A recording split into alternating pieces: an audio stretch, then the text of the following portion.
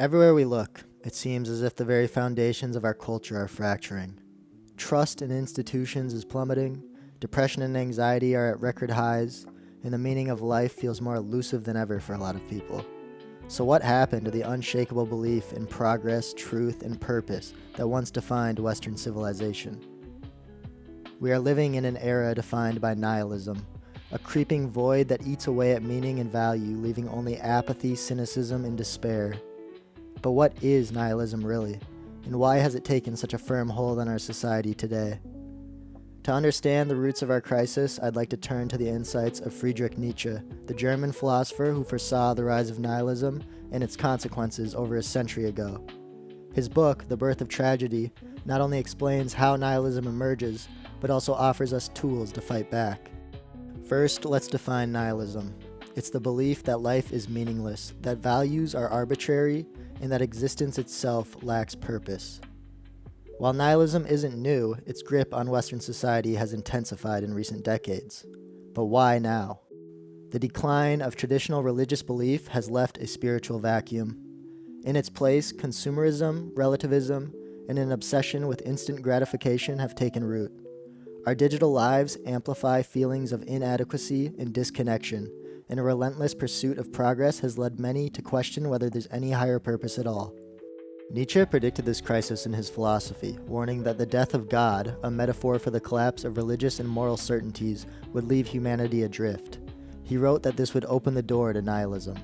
In The Birth of Tragedy, Nietzsche introduces two powerful opposing forces that shape human experience, the Apollonian and the Dionysian.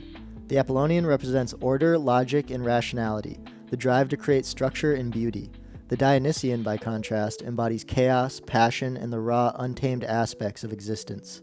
Both are necessary to a full life, but Nietzsche argued that modern society had become too Apollonian, overly rational, suppressing the Dionysian drive for deeper connection and ecstatic unity. Nietzsche believed this imbalance set the stage for nihilism. Without the Dionysian's life-affirming energy, we lose touch with what makes life meaningful, leaving us vulnerable to despair. So what does this mean for us today? The disconnection from art, nature, and communal rituals leaves many feeling isolated.